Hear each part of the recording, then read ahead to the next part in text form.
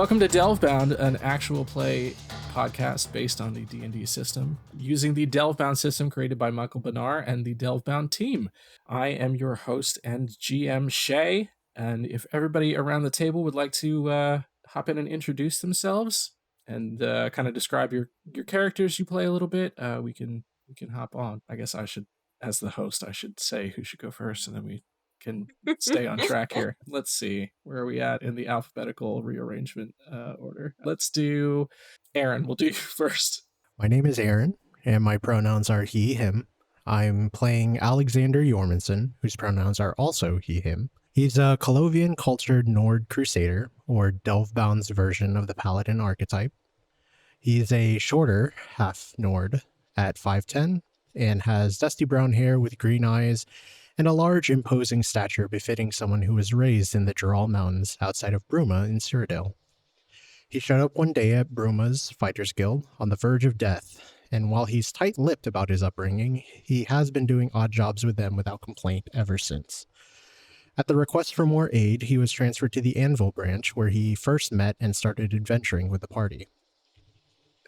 He wears a set of short-sleeved chainmail underneath a fur-lined leather breastplate with an aged green tabard wrapped around him like a scarf, the armor being a keepsake from his father. There's a simple steel longsword belted at his waist, and he carries a well-worn traveler's backpack.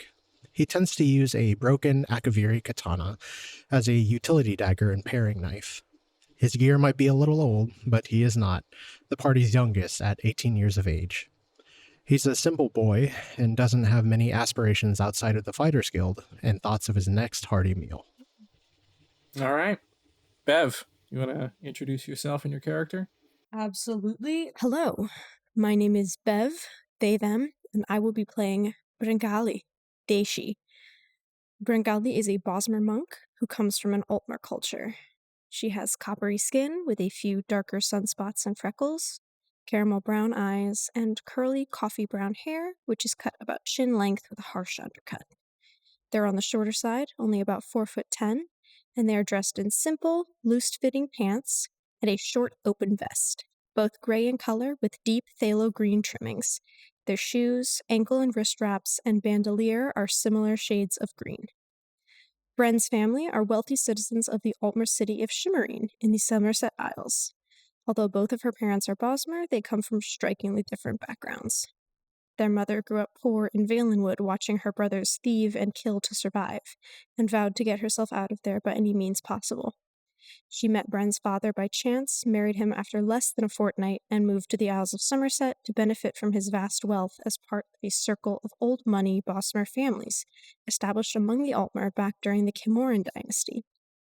After spending their first 24 years of their life surrounded by opportunity and wealth, an ideological rift began to form between Bren and their parents, and Bren ran away to Valenwood to seek support from her cousin Yernik. They've tagged along with him ever since, greeting the world around them with the naivety and trust of a plucky, small-town boy who just moved to the big city. Sick. All right, Dan, introduce yourself and your character. I'm Dan, and I'm playing Yernik Palin, both he, him. I am a Bosmer Ranger. Yernik stands at a slightly above average 5'2", with brownish-green sun-beaten skin, with copper-colored hair in a long ponytail.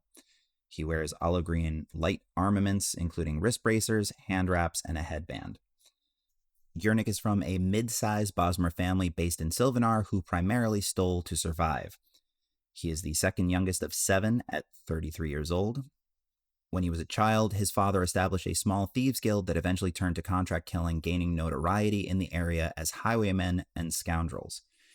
Yernik, who generally saw himself as an honorable person, felt that after his father was no longer stealing and killing strictly to survive and was more so seeking power and influence, he ran away to prove himself and spent several years as a traveling arena fighter as a teenager.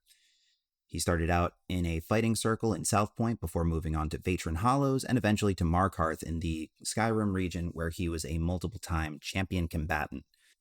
This is where he would be recruited by the Fighters Guild. Hey, my name is Will Maciejewski. My pronouns are he, him, and I'll be playing the cat, whose pronouns are also he, him. The cat is an Alfiq Khajiit ethereal herald sorcerer. Worth noting up top, the sorcerer in Delvebound is pretty different than the 5e sorcerer. They describe the class changes as what the fighter is to the mage is to what the barbarian is to the sorcerer. So for example, the fighter doesn't take hits, they mitigate them with armor. But the barbarian gets right into the battle, taking direct hits and absorbing the damage. To keep the sorcerer casting powerful spells, they need to get hit by spells to gain access to raw magical power. Very cool stuff. A little bit of background, the cat is a rare form of Khajiit known as Alfiq. So instead of looking like a typical cat-person hybrid that you're used to seeing in an Elder Scrolls game, he actually looks exactly like a normal house cat. He is a black, short-haired cat with a glossy coat and copper eyes, weighing in at 6 pounds, about 12 inches in length, and 175 years old. The cat is a lover of all things fine, but his passion lies in his wardrobe. Never one to wear the same outfit twice, the cat possesses an extensive collection of decadent clothing. A typical fit for the cat consists of a large brimmed, slightly bent, dark blue wizard's hat with 2 holes cut out for his ears to poke through. A chain shirt that covers the top of his torso that is then covered by any number of extravagant cloaks that drape around his body and extend to just above the floor. Many of the outfits he wears are styled after the cosmos, containing lots of jewel-encrusted patterns of dark blues, reds, purples, and silvers. He also wears a 2-point sling bag that holds anything he might need at a moment's notice, and attached to a strap around the waist under his cloak, he carries a long, curved dagger with a jeweled handle. The cat grew up the son of a high-ranking advisor to the Khajiit Mane, the spiritual leader of the whole race and elsewhere. Growing up around royalty, there was never really a want for anything, especially when he began to demonstrate powerful magical abilities from a young age. He was destined to a life of wealth, influence, and prosperity. But in his visions, the cat saw one thing, that he was destined for absolute power, enough to rival Azura herself. He knew that if he wanted to achieve his ambitions, he would need to take matters into his own paws.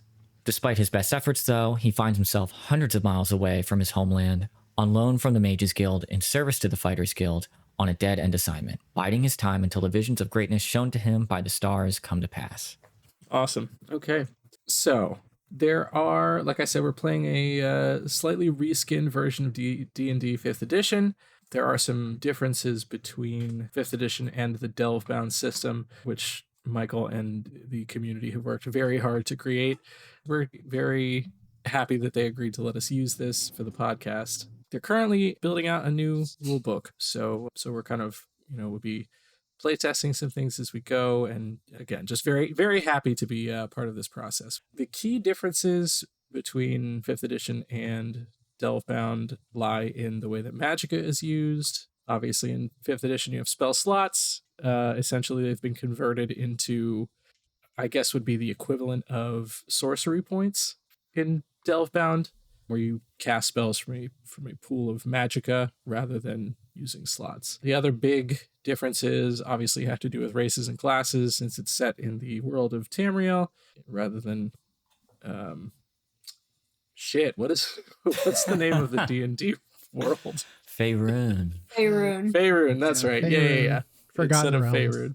Yeah. But yeah, I'm not going to detail every difference in there. As they come up, we might highlight them. We might not notice that we are that's a difference, because I think our session 0 showed that I am not necessarily the best at D&D's rules, but we're learning and growing.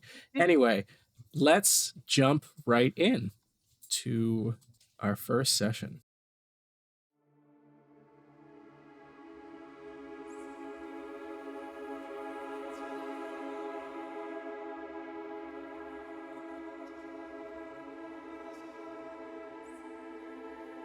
The cart rattles as it takes you down the path, heading briskly to Helgen.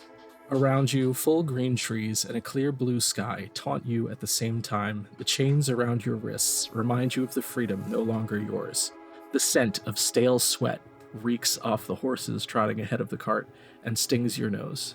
Another bump in the road rouses the last of you from an uncomfortable and fitful sleep.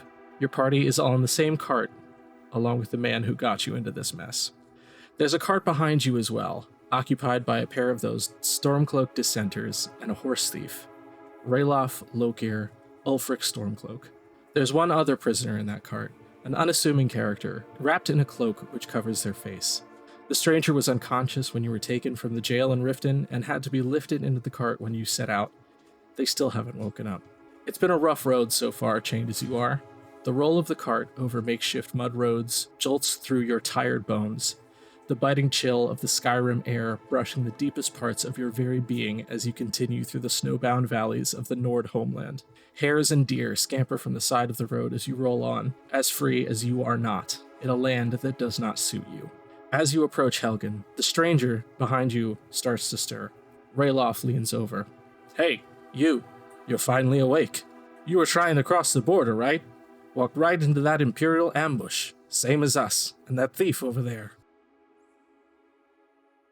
We pick up our story in the year 4th Era 199, 18 months before you find yourself in the cart for the doomed town of Helgen. The four of you are standing in the Fighters Guild Hall in Anvil, faced by Kalinda, the guildmaster to whom your team has answered for the last little while. The Red Guard woman has your next and possibly most important assignment since you were contracted by the Fighters Guild.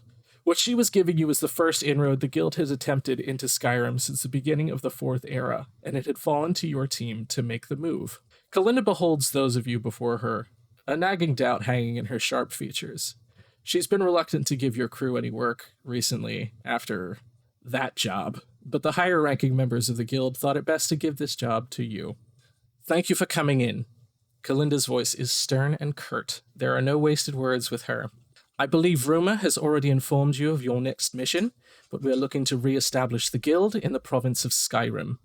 The civil unrest has provided a unique opportunity to return to the province, and we aim to take it. Kalinda brings a hand to the bridge of her nose, pinching the skin there in exasperation. My first choice would obviously be to go myself, but I've been pressed into delegating this extremely important mission to you, as I am, unfortunately, needed here. The Nine knows why. We're sending you to our old headquarters in Riften to begin this mission, Kalinda continued. To start, you'll need to clean it up and maybe get a few recruits. We've already been contracted by a Khajiit caravan out of Solitude, so your first assignment before establishing the base is to meet with our contact, Lejako Quickpaw. He's asked us to escort his caravan through Labyrinthian to the city of Dawnstar. We've arranged for you to travel from Dawnstar to Riften by way of a carriage. Once in Riften, you'll be tasked with rebuilding the old Fighters Guild building in the city. Any questions? Kalinda turns to take you in each one at a time around the circle. Yeah, I guess I'll start with the obvious question. What about the companions? What are we going to do if we run into them? That's a bit of a sticky situation at the moment. Obviously, there will be competition for jobs in Skyrim as the companions are already very well established. However, that does not preclude a working agreement or alliance, but your ultimate objective is to re-establish the Fighters Guild in the province. If you face resistance from the companions, you are to handle it as you see fit. For those of you who do not know, the companions are a guild, I believe exclusive to Skyrim, who function very similarly to the Fighters Guild. They're a group of mercenaries who you can contract out of Whiterun. They're a very old group of mercenaries, and the Nords tend to favor the companions when it comes to any jobs, which is why the Fighters Guild hasn't made any inroads before, the game of Skyrim. Yeah. The companions, if I'm not mistaken, were formerly Isgrimir's soldiers. Yeah, I think they were formed from the warriors so they're kind of that first came over. Yeah, the companions are kind of legendary in Skyrim to some extent.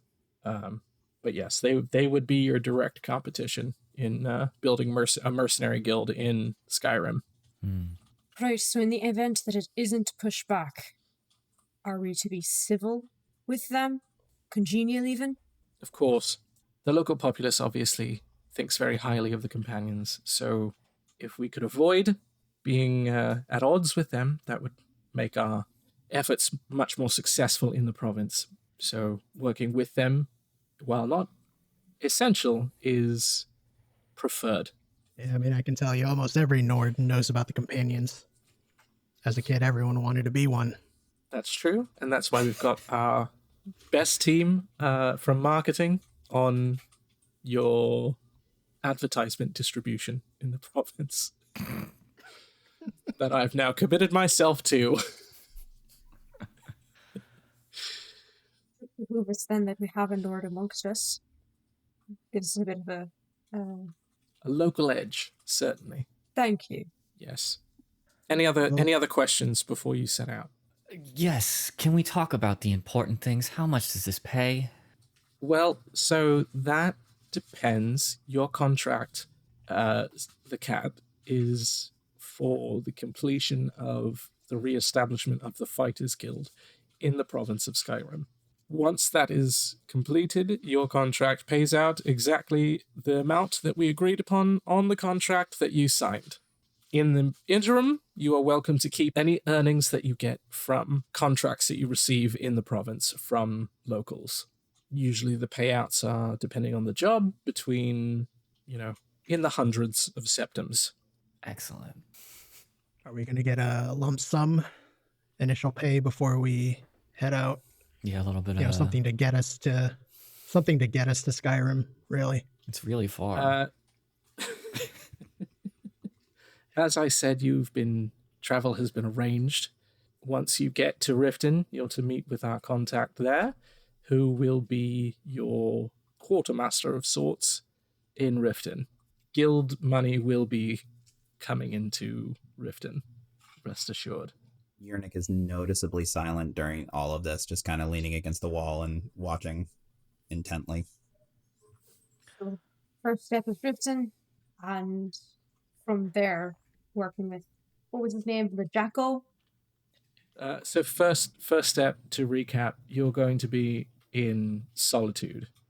That's where your boat comes in. From Solitude, you're escorting Lejako to Dawnstar, and from Dawnstar, we have a carriage for you to get to Riften. Right, missed a lot of the middle there. It's all right. It's a lot of new names of new cities for you. Well, I say we better get going then. Then the cat, he's going to close his book he was reading, take off his small glasses, and walk right through the legs of our contact out the door. If that's everything, then I guess we're off. For this mission, your reports will be coming directly to me here in Anvil. Is that understood? Oh, Kitten, we wouldn't talk to anyone else. Need I remind you, as part of your contract, you are contractually obliged not to call me Kitten anymore, and every time that you do, it docks 100 septims from your pay. Well, cost of doing business, Kitten.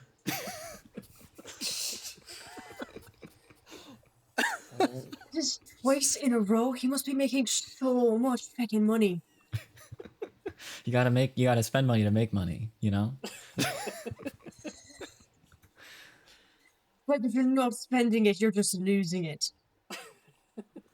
Yeah, but I get paid out for my sponsorships, from I got nothing. Every time I mention it, No pays me out. This podcast sponsored by This is the real shit now. We can't say things like that. Oh, my sponsored. bad. It's Not not sorry. Make one up. Wait. That's okay. We'll just use a beep like it was a curse word on a family-friendly podcast. All right.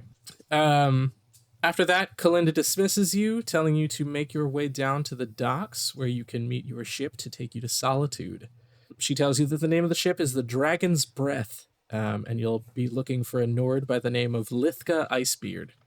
Okay, so you guys make your way real quick. Is there anything that you would like to do in Anvil before you go down to the docks? I think Alexander would like to fill out his armory a little bit with 2 hand axes, if that is possible. I think they're 5 septim each. Hold on, there's a conversion rate. Oh, there is conversion. Yeah. Ooh. I Interesting. believe 1 gold piece is 4 septims. Which is fun for me to do later. But Great math. Great math. let me pull it up real quick.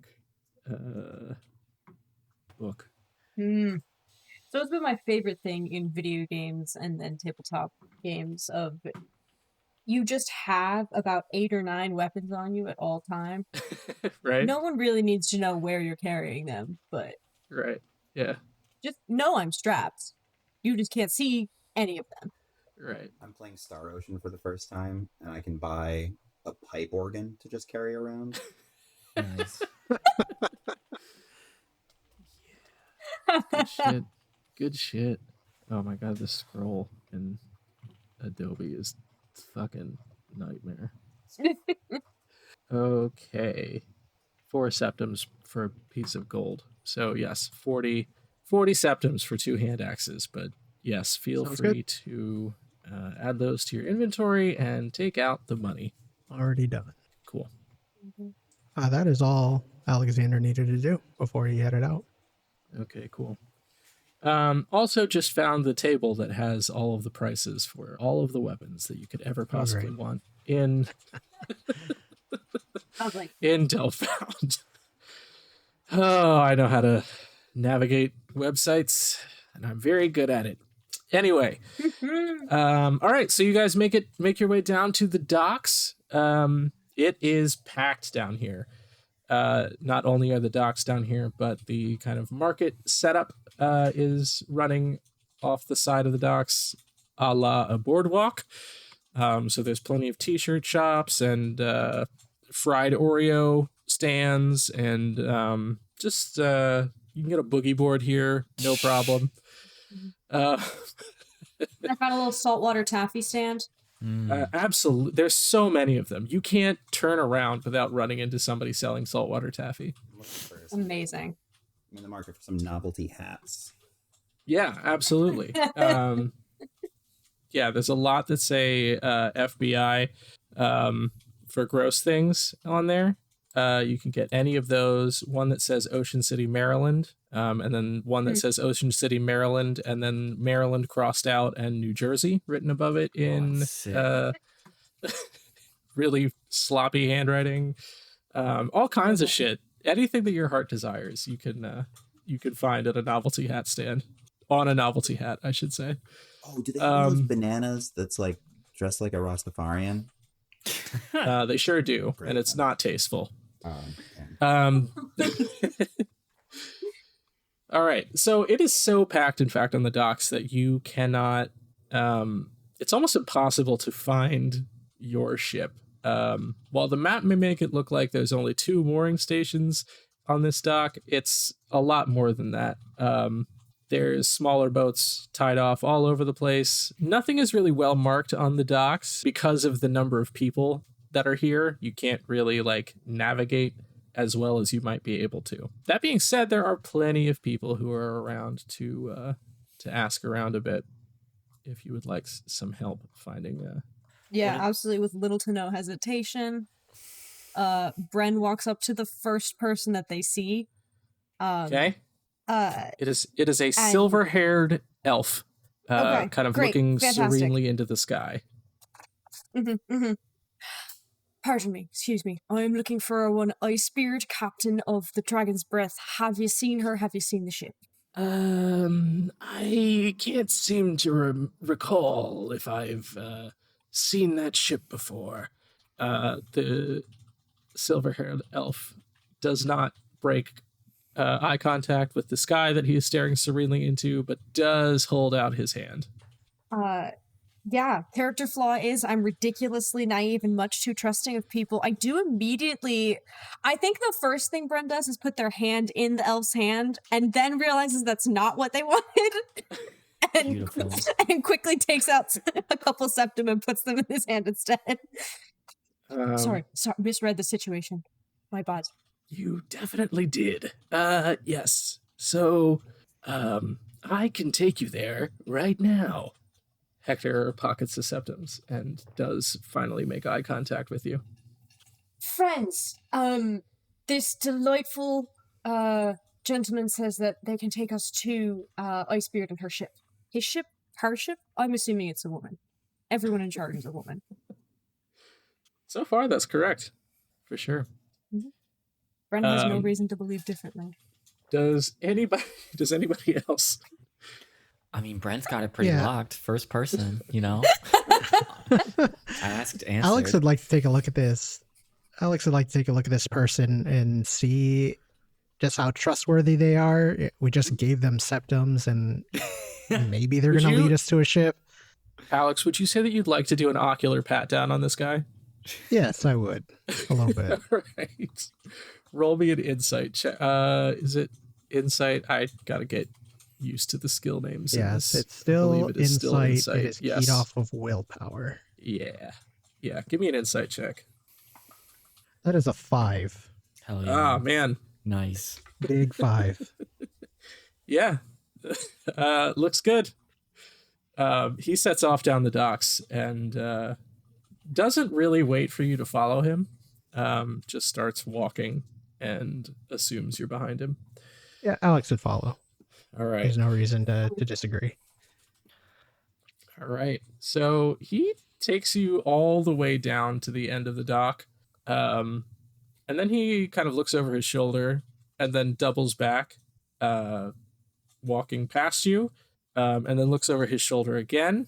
And then after a couple minutes of you following him, he turns around and gets like right into you guys' like space and goes, can I fucking help you? Is there a reason you're following me up and down the docks? You said you were going to show us to our boat. My friend, I have never seen you before in my life. And with that, he spins on his heel and bursts off into the crowd. Can Alex grab him? You can sure try. Give me an agility check. Big 5 again. Big +2. Oh no, this is so bad. I'm taking off after him. So this guy sees that move coming from a mile away and dodges underneath your hand, Alex, as he bolts into the crowd. Yernik, I'm going to need you to give me a survival check. Survival. Okay. Yeah. To see if you can track this guy, because he's quick and he knows his way around. All right. And also deeply unstable. That's a 20. Dang! Oh All right, so you managed to keep this guy's trail through the crowd, and in fact you close in on him, and in fact you kind of happen to remember having been down this particular alley before and are able to kind of get a step ahead on him. So if you would like, you can set an ambush for him. Oh yeah. So okay, if I can get around him, like I just want to do that thing where like he turns a corner and I'm just kind of standing there leaning on a wall, as I am one to do. I was gonna say that seems to be your thing so far. It's my thing so far. And I just trip him. Love it. He goes sprawling into the old rainwater in the alley, and comes up sputtering. And he turns to you and he goes, "What the fuck was that for?"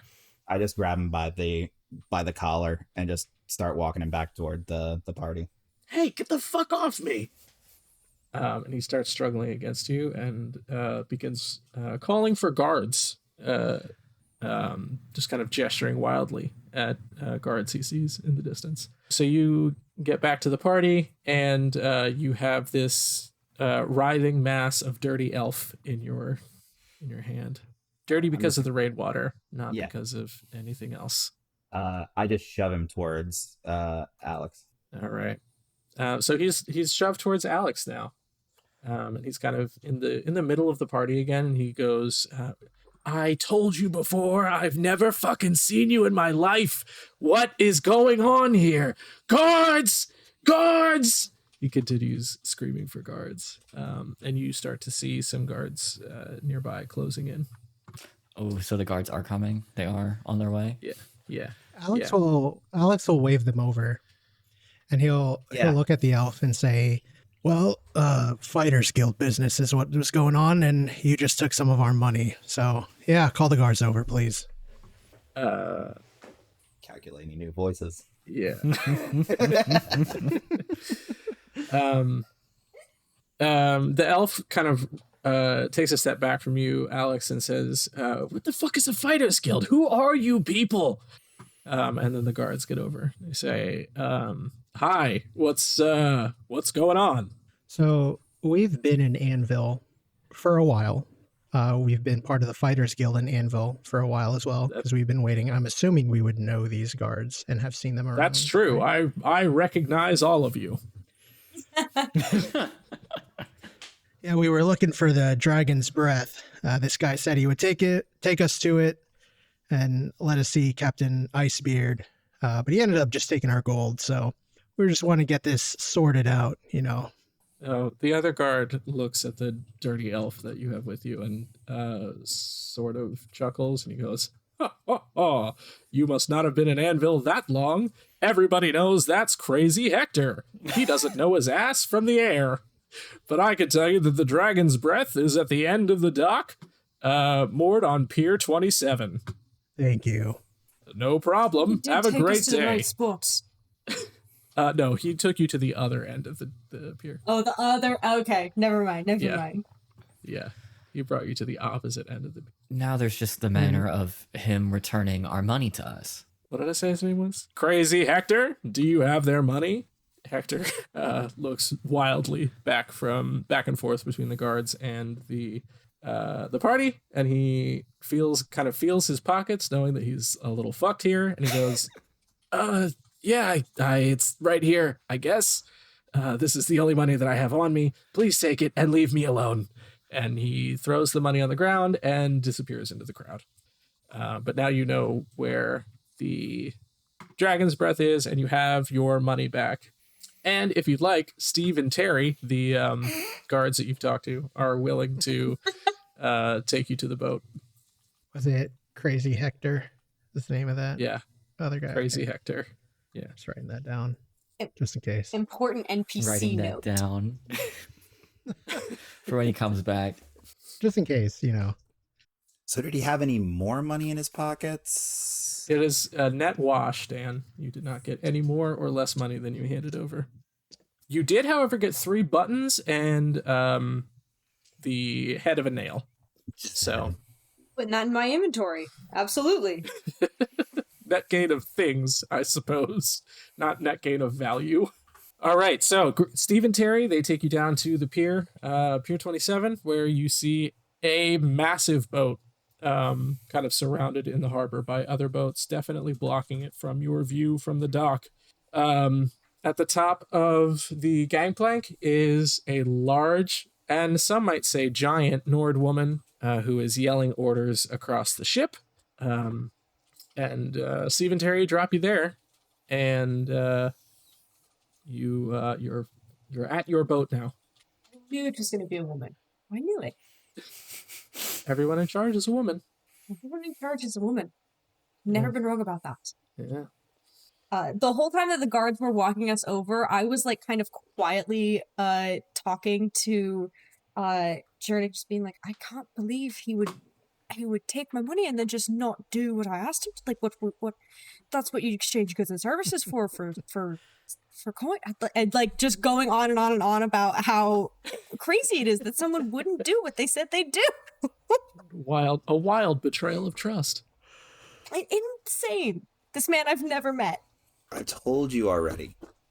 Like, you are not equipped necessarily to handle these kind of situations. Just stick with me. Like, it's a wholly different thing. I don't even know how to characterize this just yet. Because like, are we giving up the goat here, Bev? Or like, I think I'm just quiet. I think I'm just listening. Fuck all that. Yeah. It's been a lot of that. I'm just kind of rolling my eyes at the situation. Mm-hmm, mm-hmm. All right. So you head up the gangplank, and the Nord woman turns around and sees you for the first time, and she says, hold on, I gotta get into my Nord accent here. We're just gonna push through. It's gonna be bad, and we're gonna go with it. Hail and well met, she says, holding out a thick forearm to shake your hands. And when I say thick forearm, I mean there is also a hand attached to the end of it. But I just wanted to point out that she's extremely strong looking. She greets you very warmly. And she is huge. She's like, when I say huge, she's like pushing 7 feet. She's shit. like she's fucking strapped too, and she has a presence about her that tells you that this woman is in charge.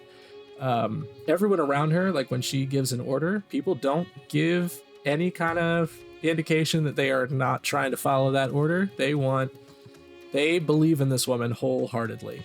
This is the captain, without a doubt. This is Lithka Icebeard.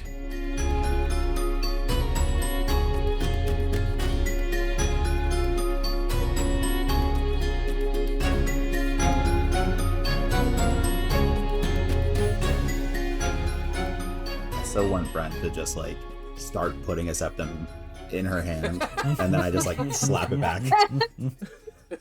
Just like grab Brent's wrist and push it down. Like, and just shake my head no. No. Alex will shake the captain's hand and say, I'm assuming you're Captain Lithka Icebeard, our captain for the voyage. She lets out a boisterous laugh and shakes her head vigorously. Aye, that's me. That's not her accent at all. Fuck me. What does the laugh sound like? That might help. That might help you get you in that space. I guarantee you it won't, but fuck. This is so much harder. I don't know what it is about Scandinavian accents that I can't get into, but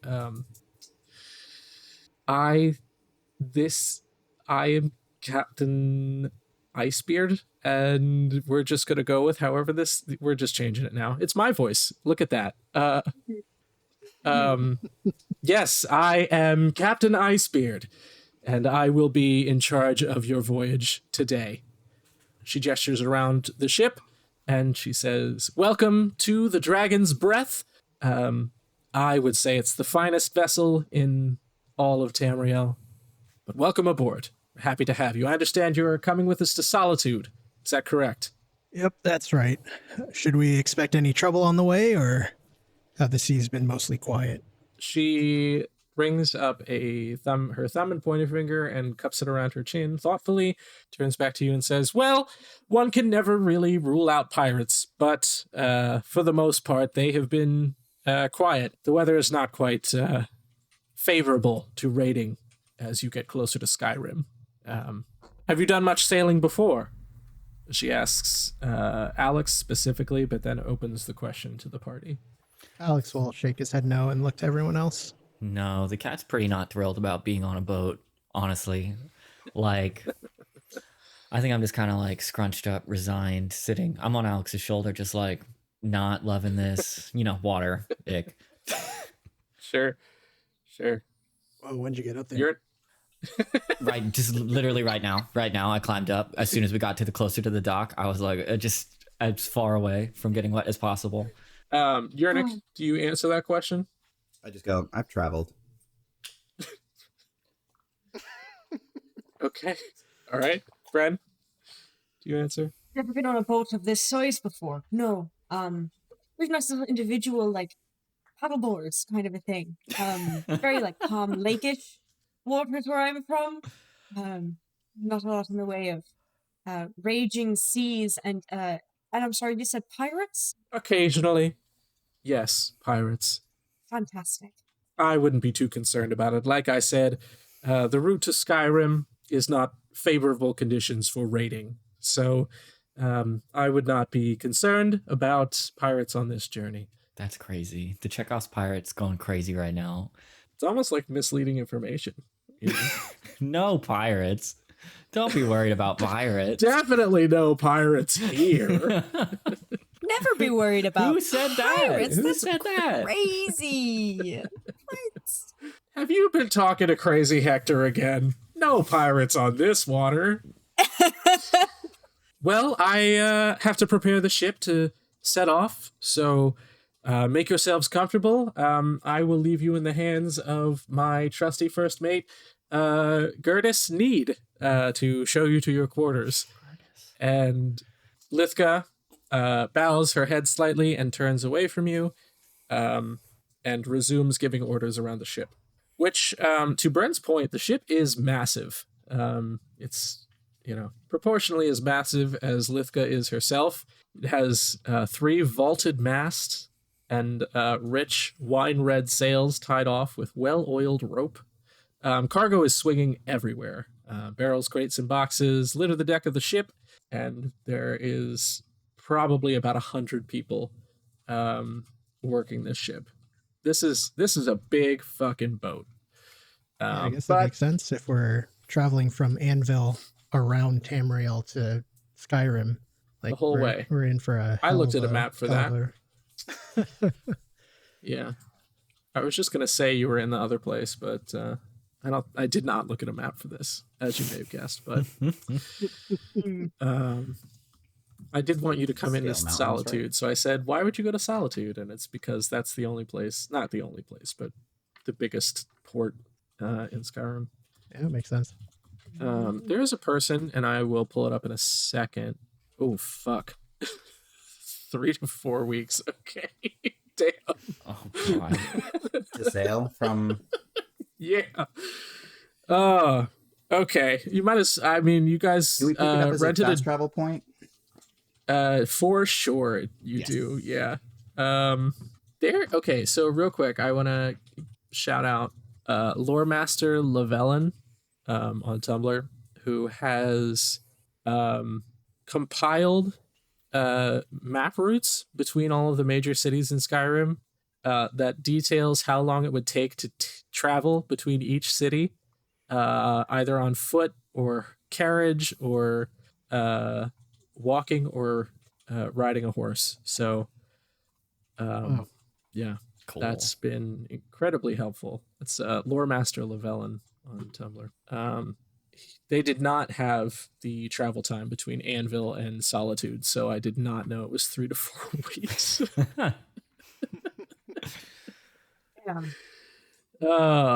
I thought they were just like kind of like Greece and Italy, where you just crossed a channel. Yeah, no, I mean not a channel. It'd take a minute, but yeah. I feel, man. Yeah. Are we doing like an encounter roll? We'll see. I guess if we're traveling for 3 to 4 weeks, I should, huh? I'd say it's very quiet.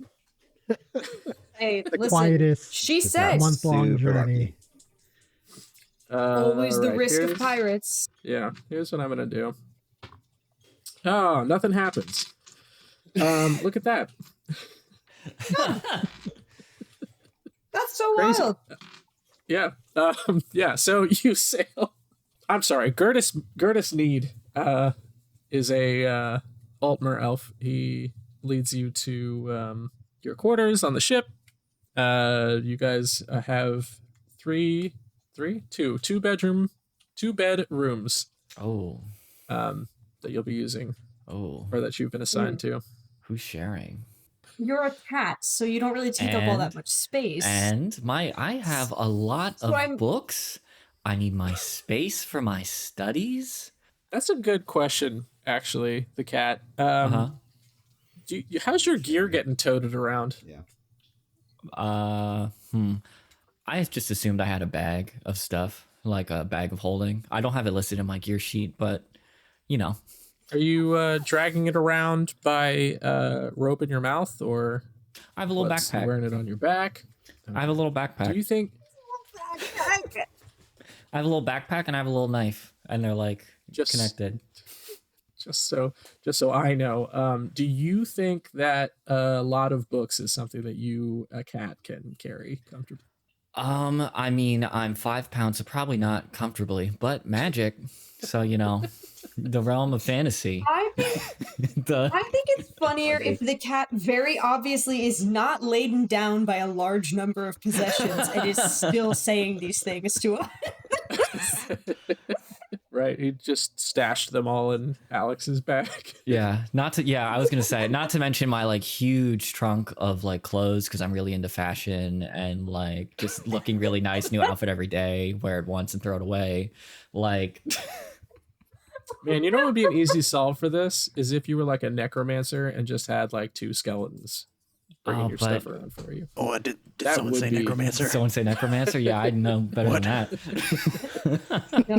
No one here's a necromancer. I don't know what you're talking about. All right. I think Alex, like if you had decided to just stuff your belongings in Alex's bag and trunk and everything, he wouldn't have noticed. Like he would Yeah. just carry the extra weight and just I like that. I like Been- that. not all the wiser. Sorry. Eventually over encumbered. Yeah.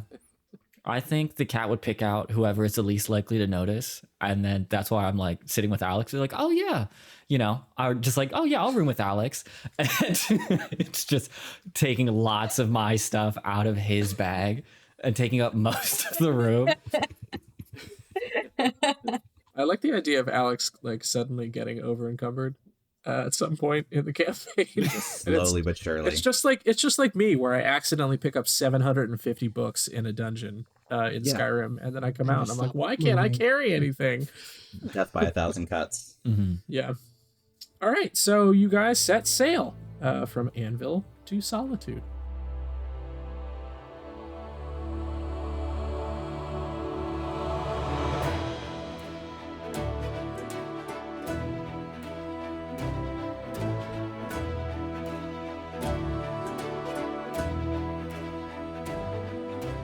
It's an uneventful 3 to 4 weeks. It takes exactly 24 days, actually. But you roll into Solitude on the 24-day mark, and you disembark. Wow. I don't know why. In my notes here, I had dropping anchor after less than a day on the sea. That is just not true. Even a little. I don't know where I got that number from, but it's clearly incorrect. As you disembark, you see an imposing staircase leading up what appears to be a mountain. The staircase itself is flanked by lush grass but sparse shrubbery, while a craggy vaulted stone bridge spanning the river upon which you have just come in joins the city proper with the eastern bank. Atop the terminus of the bridge, the massive blue palace stands as a benchmark of imperial control in the province, soaring above the horizon, the only part of Solitude visible from the docks. Crafted from stone and capped in deep blue trappings, the massive palace is a testament to engineering, a marriage of Nord and imperial architecture. From the briefing that you were given outlining the mission, you know that Lojako is waiting for you outside the city. The cat, you know that Khajiit traders, while prominent fixtures in the province, are wary of entering the city proper, especially a walled city like Solitude. Yeah. You guys, can you all give me a history check for me? 9 minus 2, 7. Sick. 17 plus 3 is going to be a dirty 20. Holy shit. Okay. The cat, let's see your... 15. Ooh. 15. Not my best Okay. subject. Yeah. Dan, is this 5? Is that for your history check? The cat, I mean, do you have a +7? I have a plus for I'm assuming history. I have a not. +4. Sure don't. There you go. So the cat and Bren, you are familiar with the recent history of the city. High King Torig keeps his court here, and Solitude has been the capital of Skyrim for thousands of years. Imperial influence in the province is strongest in this city, which is probably why Kalinda sent you here to begin your journey. Bren, you also recall that the Wolf Queen is a prominent figure in the history of Skyrim, who also ruled from this city, which was a time of distinct dissent and turmoil, highlighted by the War of the Red Diamond, a conflict that raged over succession in Solitude, fought between the Wolf Queen and 2 of her brothers, ultimately leading to the reign of Pelagius Septim III, the Mad Emperor. That's just fun facts that I researched and wanted you guys to know that I researched. So, you know that information. What was the name of the current king? High King Torig. Toryggg. High King Torig is still alive? Yes? Correct. Yes. Okay. Yep. We're back in 4th era 199. So he is still alive. I did a little in media res scene for you guys. That's why I mentioned Ulfric earlier. But Just you're making 18 sure. months. Yeah. Just making sure we didn't hit the 18 docks and months all of a and sudden 6 hear rumors of the death of King Torg or anything. Yeah. No. Right. Technically, we're 17 months, because we just spent a whole month on a boat. Yeah, we were Yeah. on the sea Yeah. for a month, so I just want to make That sure. is true. That is true. It is actually when I dropped you guys back in with Galinda, it was actually 19 months out Okay. Yeah. from Arriving media in res. solitude makes it 18. Yeah. Sounds good. Yeah. So you're exactly 18 months from the events of the first scene. All right. So you have the staircase in front of you. To the north is solitude, and to the south is forestry. And the cat, you know that the Khajiit traders that you are looking to meet are probably not inside the walls of solitude. They'd probably be back in the forest. So just, I don't want to say yes or no, and I also don't want this description to be a yes or a no. The stairs are kind of the only way to get anywhere. You know that there's a path leading into solitude and you can't see it from where you're at. So you would assume anything that you want to do is up those stairs. They're probably not in the forestry, but they're probably close to the road. They are outside of solitude for sure. Then we should probably head up. I think the cat's keeping his eyes on a swivel too, just because I was toying with this a little bit. Table talk of just keeping I have a Khajiit name, but I'm trying to keep it on the down low for a while. I don't want to give it up in actual episode 1. So I think in terms of dealing with other Khajiit, I'm definitely going to be like wary, because in my mind, I don't know how well I get along with other Khajiit, being like a rare subspecies, and then also like not a great guy either. Like What? I think the cat has You're a not? reputation. You're The not a cat good has a dude? reputation. Gotcha. All right. So you guys make your way up the stairs. Sure. Yeah. At the top, there are the stables immediately to your left, surrounded by a farm comprised of 3 squat wooden buildings with roofs of wooden tiles. The main house, a 2-story building with light pouring out of every window. What looks like a house for the stable hands, which is much lower to the ground and not shabby looking, but doesn't have the rich light pouring out of it, and like an outhouse style building that's like attached to where the horses are, which is has the sign hanging above it of the Solitude Stables. So presumably that's the business office building. To your right is the path up to the City of Solitude. And give me a perception check, everybody. 15 plus 1, 16. Okay. 21. Okay. Jeez. 19 plus 5, 24. Holy Damn. fuck. I be observing. Dan, you're Nick. It's 9 plus. I mean, we're level 2, right? Yeah. Yep. So that should be 6. You're like a sneaky guy, right? Yeah. That's your class? Okay. That sounds right. We'll just go with it. So 15 for you. Yeah.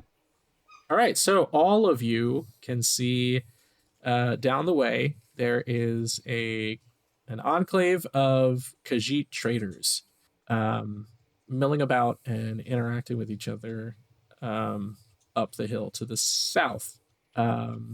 There's more than a half dozen of them, 4 guard type looking Khajiit and a couple scout looking members of the party, and what is clearly an accountant or chronicler running around the camp with a big roll of parchment in his hands and writing things down.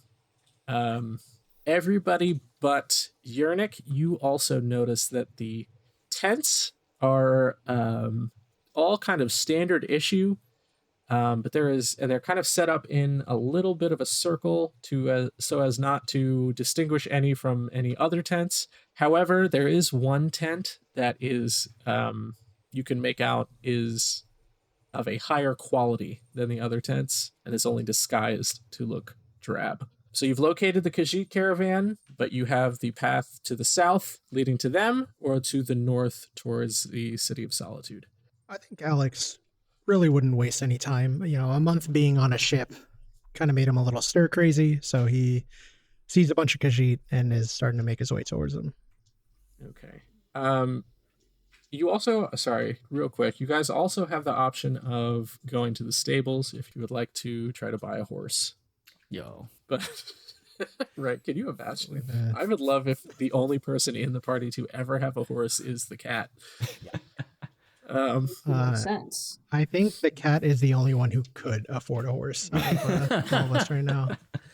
I believe that's correct. Another bit of irony. But I did just want to offer that to you guys. You very flippantly lost out on 200 septums earlier, so... That's later, though. That's future money, not current money. Right. Run the credit line up. Hell yeah.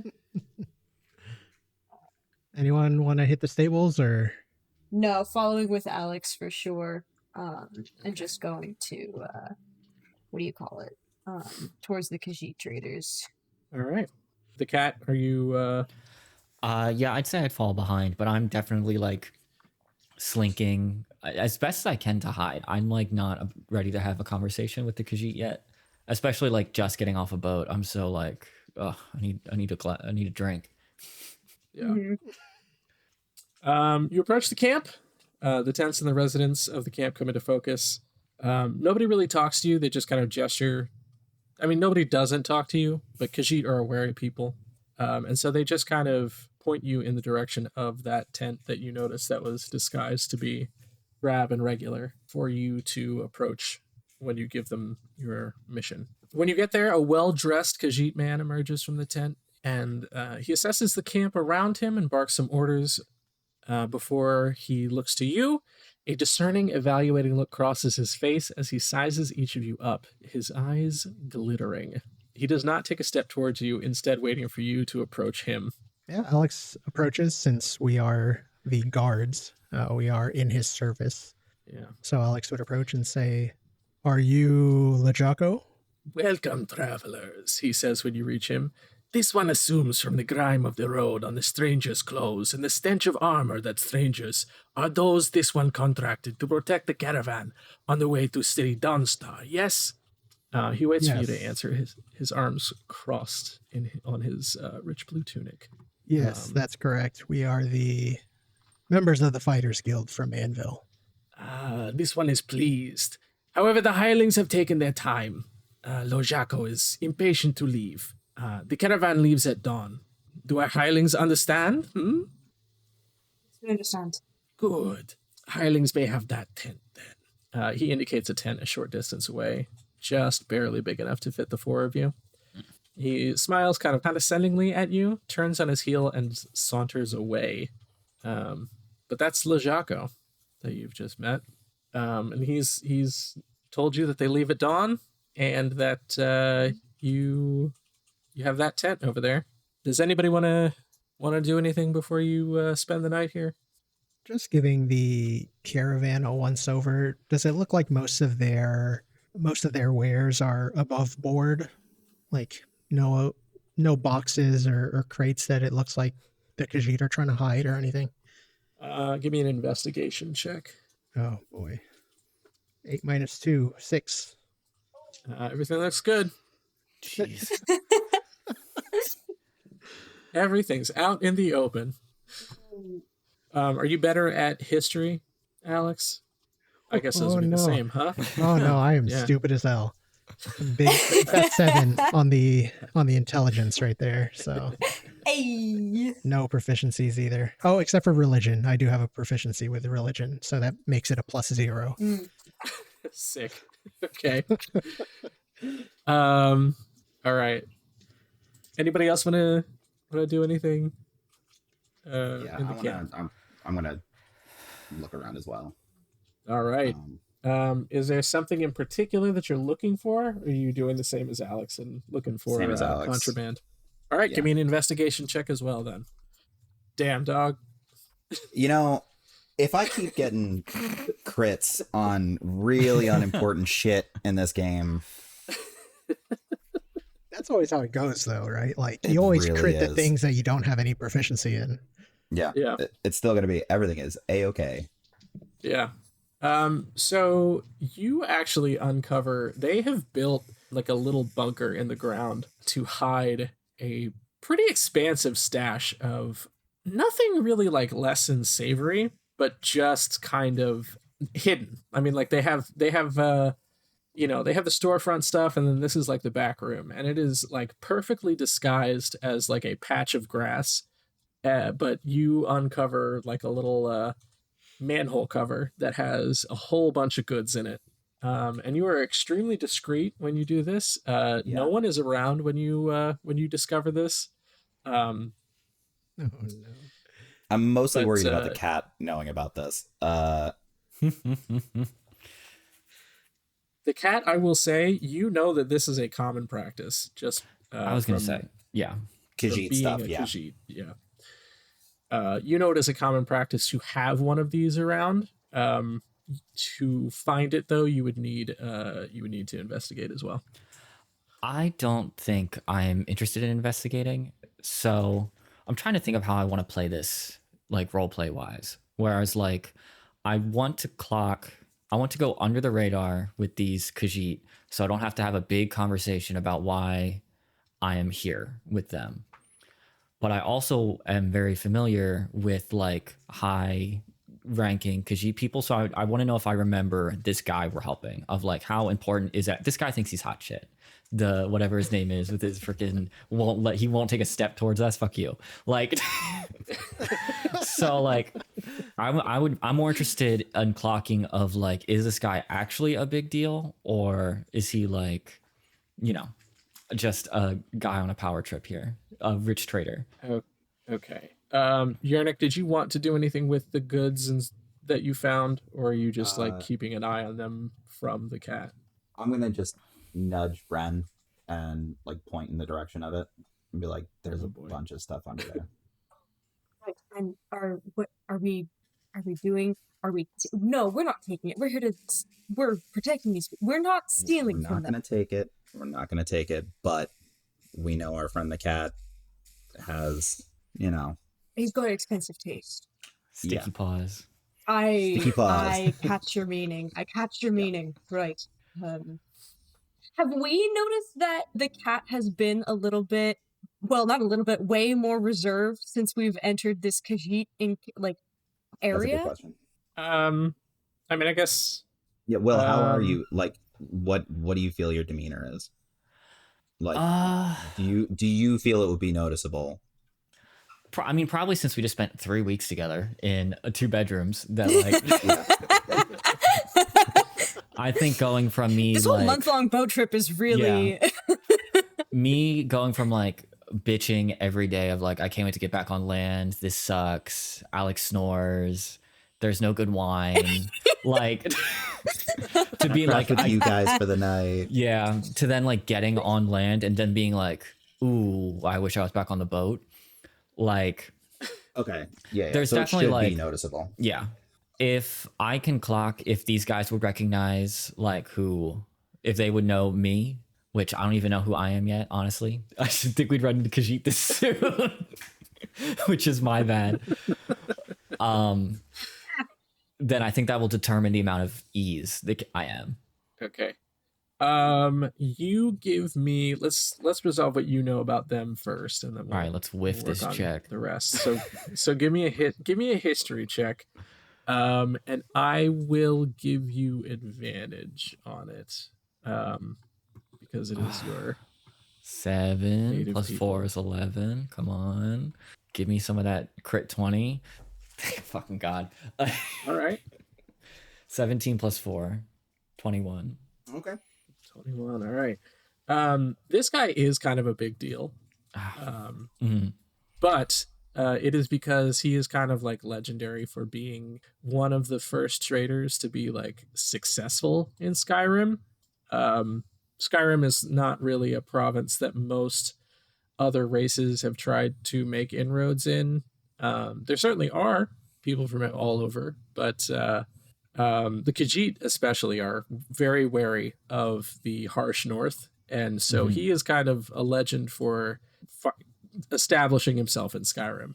That being said, it is unlikely that you two know each other, or know of each other beyond you knowing of his reputation, because as he has been so successful in Skyrim, he has spent most of the last, I don't know, 45 to 60 years in Skyrim. That makes sense. Okay. Yeah. And I think, just still working on my background, I'd be hanging out with the wizards and magic people. So our paths would not cross. All right, I can play it cool. I can be like, oh, I'm just a little guy. Yeah. You guys certainly may have run into each other. Like he was selling something in a marketplace at some point, but like you don't know each other well enough that like he would recognize you or you would recognize. There's no like him. rapport built in. Yeah, the cat doesn't go to the market. He has people shop for him. Like exactly. Yeah. Yeah. All right. Okay. Anything else for anyone?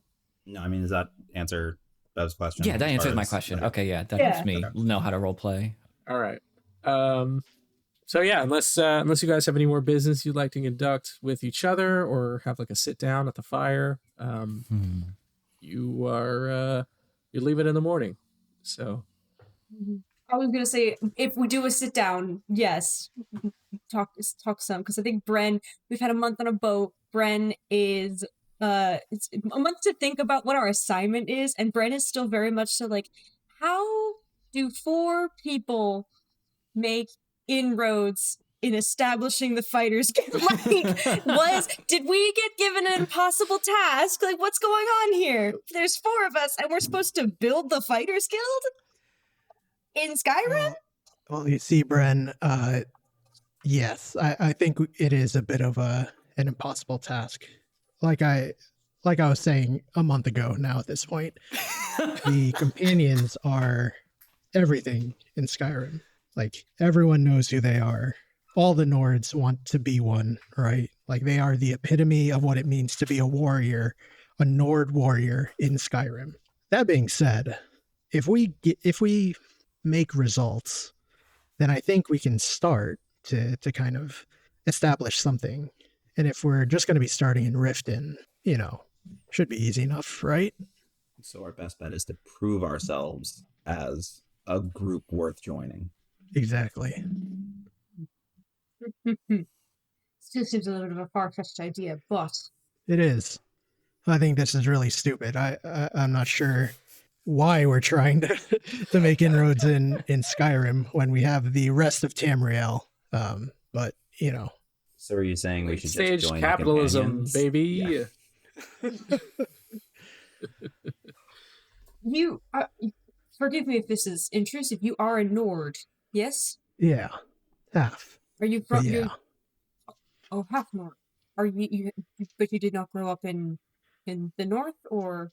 No, I actually grew up just outside of Bruma in the Jural Mountains. My dad used to tell me all of the stories about the companions, though. Couldn't go a single day. I mean, they're, like I said, legendary.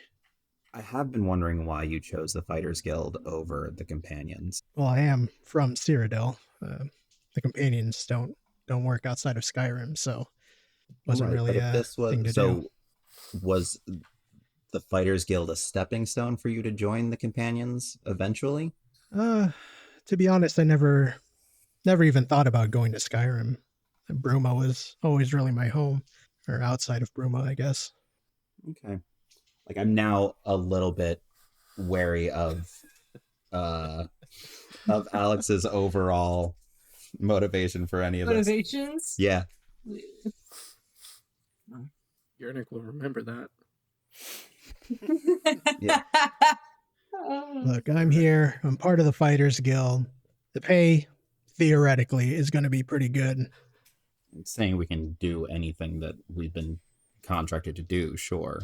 But if we're all acknowledging what a feat this actually is. Would it be like smart to try and get the I don't know how the companions as their own guild works, but like a contract with them almost?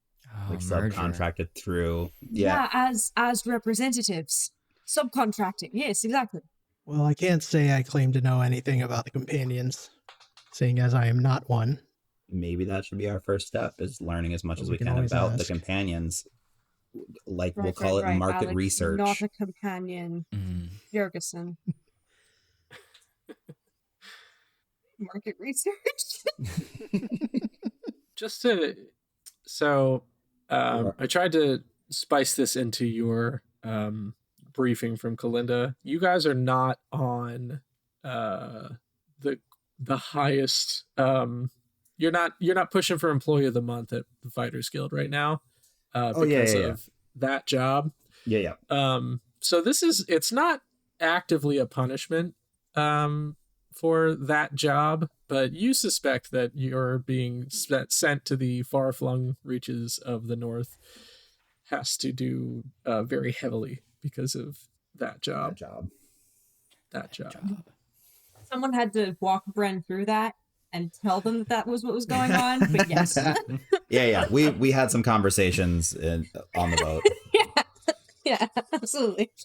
Look, all I have to say is, if we do manage to establish the Fighters Guild here in Skyrim, we'll be equally as legendary as the companions ever wish they could be.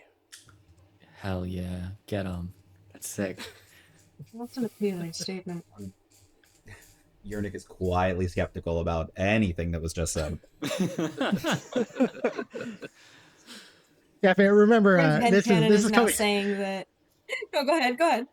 This is all coming from the mouth of an 18-year-old, right? Who's Yeah, for smoked a little sure. too much. So this is just like dreams, honestly. Yeah. Oh my goodness. All right, I'm turning in for the night. Okay. Yeah, we all get real cozy in our tiny tent Real cozy. that doesn't quite fit us all. You sure Yeah, do. Alex It's a snores two-person directly. tent, but We're cramming 4 and 2. Well, yeah. 3 and a cat. 3.5, yeah.